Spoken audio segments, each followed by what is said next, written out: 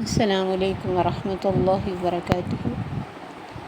آج کا لیسن سورہ توبہ پارہ نمبر 10 آیت نمبر 7 سے 11 تک ہے۔ اعوذ باللہ من الشیطان الرجیم۔ اس کے درمیان میں سے اگر کہیں پڑھیں تو پھر یہ پڑھی جا سکتی ہے بسم اللہ، کیونکہ شروع میں نہیں لکھی ہوئی۔ اعوذ باللہ من الشیطان الرجیم، بسم اللہ الرحمن الرحیم۔ رب اشرح لی صدری ویسر لی امری واحلل عقدۃ من لسانی یفقہوا قولی رب زدنی علما اللہم فقہنا فی الدین۔ کیف یکون للمشرکین عہد، کیسے ہو سکتا ہے مشرکوں کا عہد، یعنی صحیح کیسے ہو سکتا ہے ایک طرح سے، عند اللہ اللہ کے نزدیک، و عند رسولہ اور اس کے رسول کے پاس، الا الذین مگر وہ لوگ، عاہدتم عند المسجد الحرام جنہوں نے عہد کیا تم سے مسجد حرام کے نزدیک، فما استقاموا لکم تو جب تک وہ قائم رہیں تمہارے لیے، فاستقیموا لہم تو تم بھی قائم رہو ان کے لیے، ان اللہ یحب المتقین بے شک اللہ محبت کرتا تقوی والوں سے۔ کیفا کس طرح، وَإِن يَظْهَرُوا عَلَيْكُمْ اگر وہ حملہ آور ہوں تم پر، قابو پائیں تم پر، لا يَرْقُبُوا فِيكُمْ نہ وہ لحاظ کریں تمہارے بارے میں، علم ولا ذمہ کسی رشتے کا نہ عہد کا، يَرْضُونَكُمْ بِأَفْوَاهِهِمْ وہ راضی کرتے ہیں تمہیں اپنے منہوں سے، وَتَأْبَى قُلُوبُهُمْ اور انکار کرتے ہیں ان کے دل، وَأَكْثَرُهُمْ فَاسِقُونَ اور ان میں سے اکثر فاسق ہیں۔ اشتروا بآیات اللہ ثمنا قلیلا انہوں نے بیچ دیا اللہ کی آیات کو کم قیمت پر، فصدوا عن سبیلہ انہوں نے روکا اس کی راہ سے، انہم ساء ما كانوا یعملون بے شک برا ہے جو وہ عمل کر رہے ہیں۔ لا يرقبون فی مؤمن الا ولا ذمہ نہیں وہ لحاظ کرتے کسی مومن کے بارے میں رشتے کا، رشتہ داری کا اور نہ عہد کا، وَأُولَٰئِكَ هُمُ الْمُعْتَدُونَ یہی لوگ حد سے بڑھنے والے ہیں۔ فَإِن تَابُوا وَأَقَامُوا الصَّلَاةَ پھر اگر وہ توبہ کر لیں نماز قائم کریں، وَآتَوُا الزَّكَاةَ اور زکوٰۃ ادا کریں، فَإِخْوَانُكُمْ فِي الدِّينِ تمہارے دینی بھائی ہیں، وَنُفَصِّلُ الْآيَاتِ لِقَوْمٍ يَعْلَمُونَ اور ہم کھول کر بیان کرتے ہیں آیات اس قوم کے لیے جو علم رکھتی ہو۔ اللہ تعالیٰ فرماتے ہیں ان مشرکین کا کوئی عہد کس طرح قابل قبول ہو سکتا ہے، کیونکہ انہوں نے بار بار عہد شکنی کر کے اس بات کا ثبوت دیا تھا کہ وہ ان معاملات کو جو نبی صلی اللہ علیہ وسلم کے ساتھ مل کر طے پائے ہیں نبھانے والے نہیں ہیں۔ اس لیے اللہ نے فرمایا کیسے ہو سکتا ہے مشرکین کا عہد اللہ کے پاس اور اس کے رسول کے پاس۔ ہاں وہ لوگ جنہوں نے عہد کیا مسجد حرام کے نزدیک، جن کا پیچھے بھی ذکر ہے کہ جن لوگوں نے عہد توڑا نہیں، تمہارے خلاف کسی کی مدد نہیں کی، ان سے تم بھی وعدہ نبھاؤ۔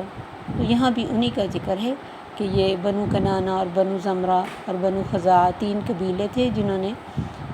مشرک قبائل ہیں لیکن انہوں نے اچھے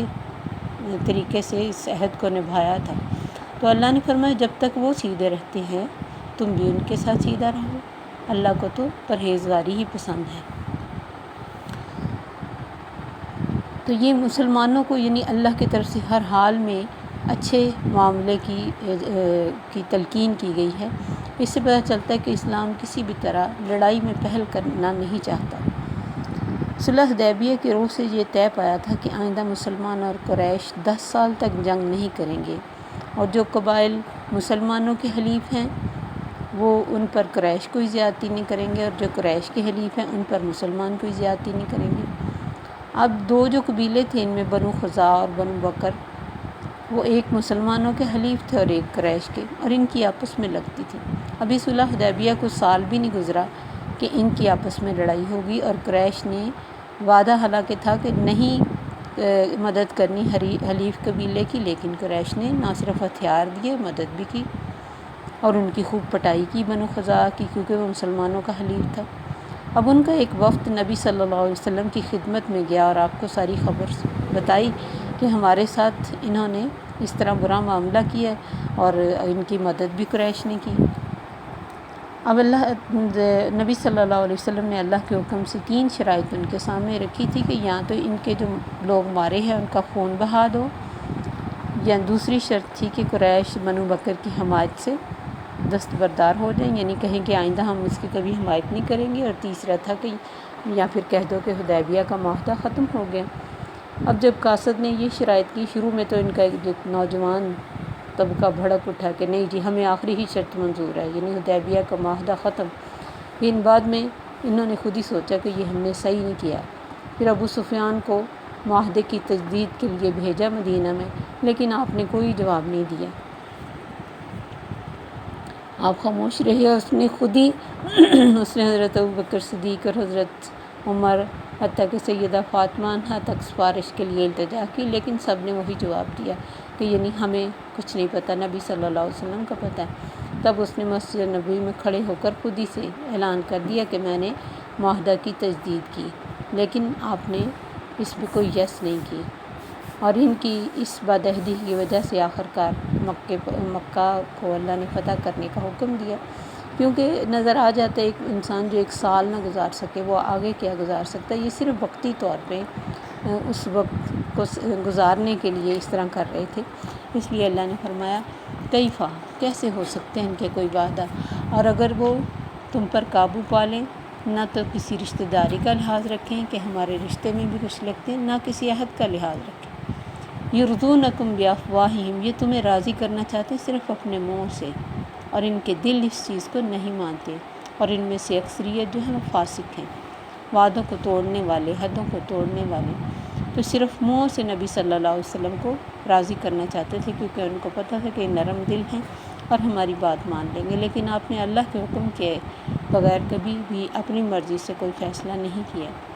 اللہ فرماتے ہیں انہوں نے تو اللہ کی آیات کو کم قیمت پر بیچا، اللہ کی طرف سے جو ان کے بارے میں آیات اتری، بجائے اس کے کہ ان پر عمل کرتے، اس کو انہوں نے کسی قیمت میں ہی نہ لیا، اور نہ صرف خود دین سے رکے بلکہ لوگوں کو بھی روکا۔ تو اتنے برے ان کے اعمال تھے کہ واضح نظر آتا تھا کہ اسلام کے خلاف ہیں۔ دوبارہ اللہ نے فرمایا لا یرقبون فی مؤمن، کسی مومن کے بارے میں کوئی لحاظ نہیں کرتے، نہ رشتہ داری کا نہ عہد کا، یہ حد سے بڑھنے والے لوگ ہیں۔ ایک طرف سے ان کے وعدہ توڑنے کی بے شمار مثالیں تھیں، دوسری طرف مسلمان ہر طرح سے اپنا وعدہ نبھانے والے تھے۔ سیدنا حذیفہ بن یمان اور ان کے والد یمان غزوہ بدر میں شرکت کے لیے روانہ ہوئے، مگر راستے میں کفار یعنی قریش کے ہتھے چڑھ گئے۔ انہوں نے ان کو اس وقت تک نہیں چھوڑا جب تک انہوں نے یہ وعدہ نہیں کیا کہ ہم جنگ میں شرکت نہیں کریں گے۔ پھر یہ دونوں غزوہ بدر میں نبی صلی اللہ علیہ وسلم سے ملے اور یہ واقعہ بیان کیا۔ آپ نے فرمایا مدینے چلے جاؤ، اور جنگ کرنے کی اجازت نہیں دی کہ بہرحال ہم ہر حال میں اپنا وعدہ وفا کریں گے، ہم کو اللہ کی مدد چاہیے۔ حالانکہ اس موقع پر آپ کو ایک آدمی کی شدید ضرورت تھی، اور وہ بہت اچھے صحابی تھے۔ اس کے علاوہ بئر معونہ کے حادثہ میں 70 لوگوں کو یہ لے کے گئے نبی صلی اللہ علیہ وسلم سے،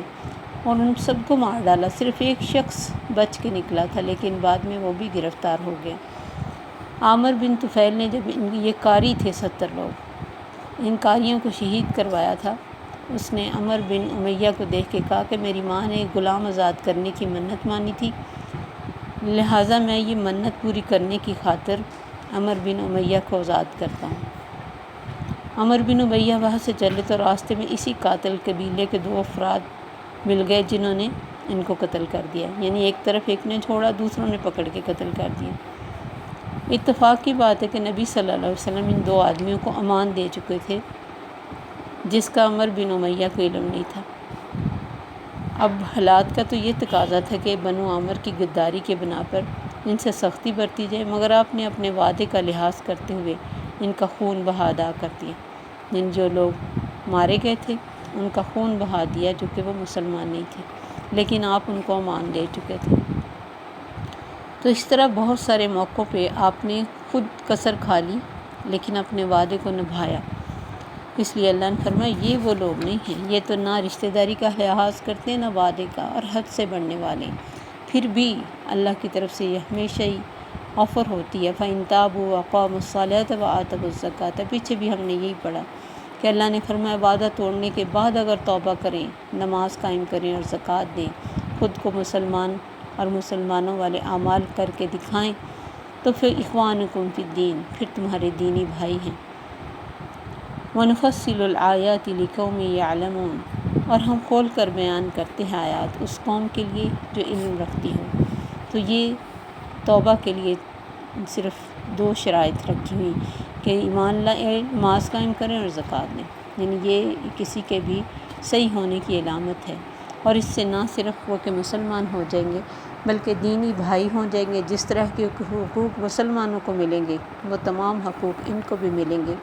اور حالانکہ بہت سارے لوگ فتح مکہ کے بعد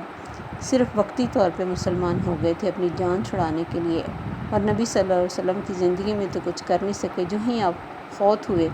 انہوں نے ان وعدوں کو توڑا اور مرتد ہو گئے، کیونکہ وہ سمجھ رہے تھے کہ اسلام کو جو غلبہ اور شان و شوکت حاصل ہوئی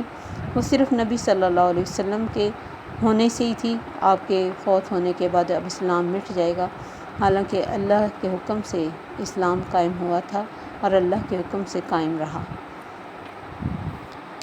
تو جب بھی یعنی یہ بدعہدی ان کی ایک طرح سے سرشت میں، نیچر میں داخل ہے، اور ان پر کبھی بھی اعتبار نہیں کرنا چاہیے۔ اس وقت سے آج تک یہ دیکھا جا سکتا ہے کہ ہمیشہ مسلمانوں کو تکلیف پہنچانے میں یہ لوگ آگے رہتے ہیں، وہ مشرک ہوں، وہ یہودی ہوں، عیسائی ہوں، کبھی بھی ان کے وعدوں پر یقین کرنا نہیں چاہیے۔ لیکن مسلمان کو مسلمان ہونے کے ناطے وقتی طور پر جو بھی یہ منہ سے کہیں انہیں ماننا پڑتا ہے۔ حالانکہ بہت سارے موقعوں پہ اسلام کو انہوں نے اسی وجہ سے نقصان پہنچایا کہ یہ منافقت کے ساتھ اسلام میں آئے۔ بہرحال ان کا معاملہ پھر اللہ کی سپرد ہے اور اللہ کی طرف سے اچھا معاملہ کرنے کی تاکید ہے۔ السلام علیکم ورحمۃ اللہ وبرکاتہ۔ سبحانک اللہم و بحمدک، اشہد ان لا الہ الا انت، استغفرک و اتوب الیک۔